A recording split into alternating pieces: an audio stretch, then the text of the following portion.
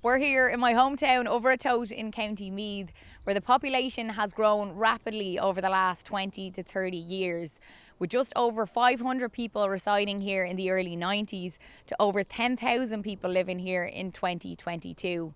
And that is all because Ratoath was invaded by the Dubs, or as some Meath folk like to call them, the blow-ins. So I took to the streets of Ratoath to speak to the locals about that Meath-Dublin rivalry and to ask the burning question: is Ratoath more Meath or Dublin? And can you tell me about when all of the Dubs arrived here to Ratoath, what that was like? Well, I was still involved in the club, so that was the time. That was the time to get out of it. No, I'm only look at they're a fantastic bunch of people. I love the Dubs, and they brought something new to Ratoath. They weren't there in my time when I was playing hurling and football. They came into it, they're there, and that's progress, and not a lot you can do about it. As long as someday they maybe leave that blue shirt behind them and wear the green shirt, I'd be much happier. Some people that I've spoken to and I'm interviewing them about this, they say that they're lovely people, they're just unbearable when it comes to football. I know. I cannot stand a blue t-shirt. My wife, she buys me these blue bloody t-shirts now and then. I discard them. And it's nothing bad. It's just that I don't like the blue jersey. I just love the green jersey. Anything green and I'm happy. Up that Dubs! God, you're so posh. Siobhan Gaffney, where are you from in Dublin, and when did you move out here to Ratoath in County Meath? I'm from Artane, and I moved out here about 25 years ago. And why did you move out to Ratoath? It's getting good value for my money. And do you like the Meath people? They're all right, you know. Prefer Galway or someone like that. Like, I have to put up with them. What can you do? And tell me about the Meath-Dublin rivalry. When the games were on, say back in the early 2000s and up to now, what was the crack like when you went out to watch the games? That was great, like, but you knew before you went, like, you were going to win, you know what I mean? Like, yeah, we were always going to show we're winners. But sure, look, we just turned up for the entertainment. It's like the Meath people, the few that are left now, I suppose. It's all Dub now, you know. So if I had to ask you, is Ratoath more Meath or Dublin, what would you say? Oh, definitely more Dublin. Absolutely, yeah. Unless they're in hiding or I don't know, but yeah, definitely more Dublin. And if Meath are being anyway successful now, it's because of all the Dublin coaches they have. Do you know what I mean? And did you make a big impact when you joined the GA club here? Absolutely. I told them all how to play camogie, showed them, and we start winning things then, you know. So yeah. You're a true Dove, aren't you? Full of confidence. Yeah. Well, you have to be able to do the talk and the walk, and we can do that. Some people say Dublin here, but it's complete nonsense. You have to remember there's three groups here, okay? So there's Meath people, Dublin people, and fake Dubs. So fake Dubs are people who've never lived a day in their lives in Dublin, but still support the Dubs. You know, it's crazy really, like, doesn't make any sense. So those people are best ignored. So if you take those out of the equation, there's undoubtedly more Meath people in Ratoath than Dublin. Ratoath is and always will be Meath. I'd say definitely Meath, because I'm third or fourth generation here, so the Dubs are just a welcome addition. And some people say they're blow-ins. What would you say to that? But sure, where would we be without them? You know, we need new blood all the time, and especially if we want to stay competitive here, we need the numbers. So it's just a fact of life. We're on the commuter belt, so it was going to happen someday. So we embrace it.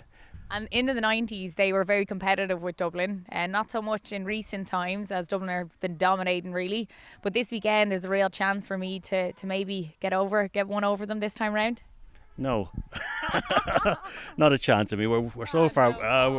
Even though I am Meath and I'm passionate, but we're so far behind. It's unbelievable. Even Dublin in a little bit of a blip, they're still 10 points better than Meath. I don't see us.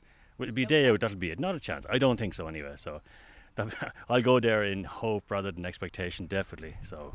And what needs to be done in Meath football to change this, do you think?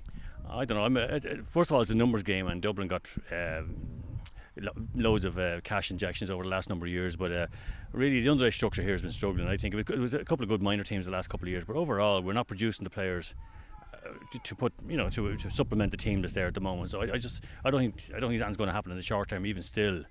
So we are struggling a bit. I think we're still behind, obviously behind Dublin now. We're definitely behind Kildare as well. So I'd be worried a bit. I don't see it happening in the next 5 years anyway, definitely. And would you have went into the games, say back in the 90s, the finals, the close games with Meath in Dublin?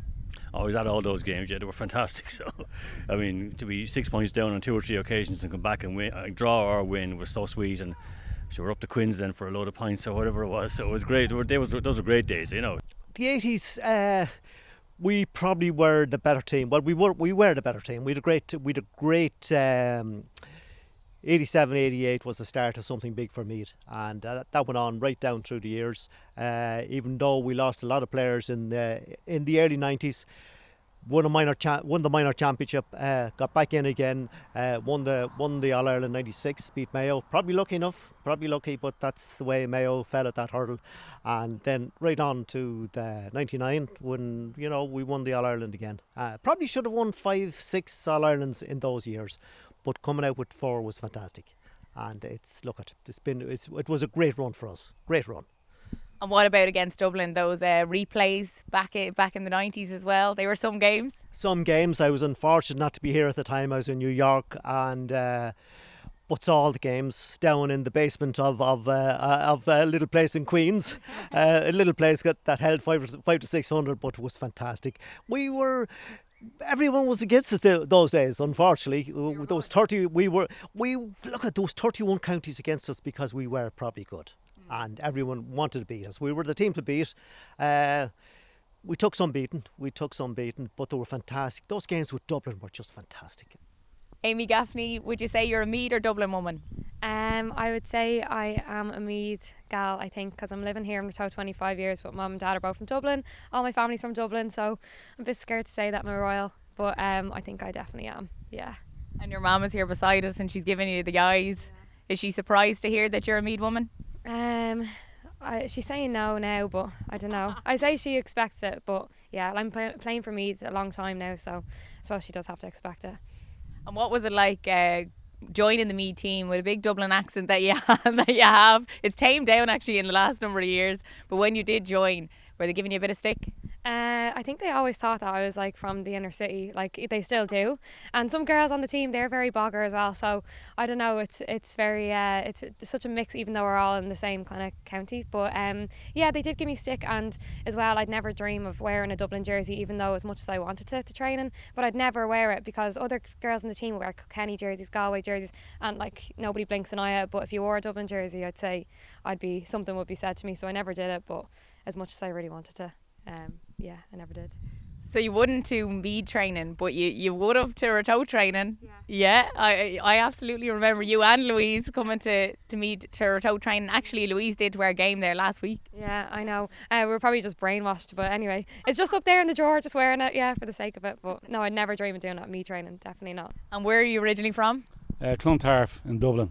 I'm out here 21 years now. My son Scott plays hurling and football here. Roughly since he was about the age of 4, and he was at the very young age he was kind of a dub, basically because I was a dub and his mum was a dub, but his nana played for Dublin in the Camogie, and but in the later years now he's just total Meath through and through. Anti-dub he's an anti-dub. So but he's I think the turning point was when we went to see a Meath game. Brian Parr was playing from the club, and he gave Scott the Meath jersey, and ever since then he's never put a blue jersey on him. And do you think the rivalry is still there with Meath and Dublin? We've obviously seen it in the 90s, they were very competitive. Hasn't been as competitive, I suppose, in the last number of years with Dublin dominating, but do you think it's still there? Yeah, I think always in the background it's a little bit of it, but I think because Dublin were so good there for a number of years, it's hard to say anything against Dublin, but otherwise not. Look, come here. You'd love Meath to come back and make things harder for Dublin. And 22 years that you're living here in Rato in County Meath, but you're a dub. Would you say you're a Meath man or a Dublin man? I have to say I'm a Meath man now. That's it. If my son heard me shouting for Dublin against Meath, I'd be shot.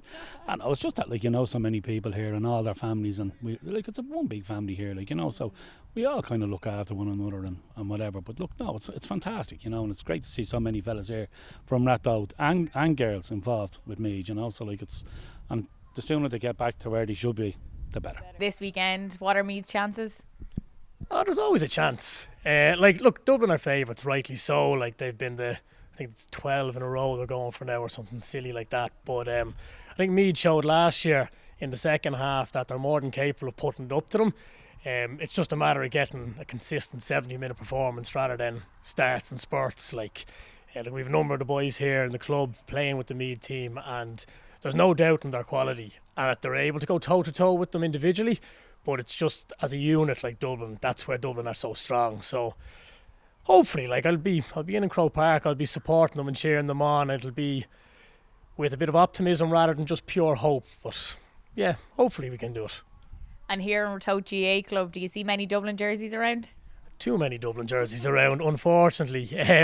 I know, look, there's, as I said, there's been a good influx of Dubs into the club, and to be fair, they have benefited the growth in numbers. It's the more teams, more competitive teams, and the club itself has gone from strength to strength, obviously, in the last 10 to 15 years. But yeah, there's a bit too many Dublin jerseys. But hopefully now come Sunday, I'll come back to the club and I won't mind seeing any Dublin jerseys around, because we'll be able to sneer them a bit after a victory. John Dingo, when did you move out here to Ratoath? So I moved out about 7 or 8 years ago, back in 2016. We moved down to Ratoath. And where are you from in Dublin? Farnham, so Southsider. And were you very welcomed when you arrived here? Yeah, well, I mean, back then, sure, most of Ratoath was Dublin anyway, so it was just like, part of home. And you got involved here in the GA club in Ratoath. You probably made a big impact, just like Siobhan said there, that the Dubs just took over. Yeah, we did. Well, look, we wanted to get as many Dublin coaches down here just to really kind of improve the Gaelic sports down here, because it was quite low when we first came down. So constantly chipping away at it, and trying to bring the level up. It was quite low when you arrived. Yeah. But it's getting better now, though. It's getting better now. So if I had to ask you for a score prediction or even a close prediction of what you think the game will be this weekend? I'd say Dublin by maybe 5 or 6 points. Look, they're going to be very hard to beat on Sunday, unfortunately. I mean, I would love to see Meath get within maybe a point or two. We did 2 years ago. We were almost there. Last year was close. And last year was close. So look, anything can happen, but Dublin were our favourites, and that's it. We're not going to deny that. And absolutely the Dubs are going to win. Of course we're going to win, unless you're talking about the girls. Because now the girls, ladies football, they might win if they were to play the Dubs. Do you know what I mean? Yeah. The girls, we leave it to the girls, not the men. They can't do nothing.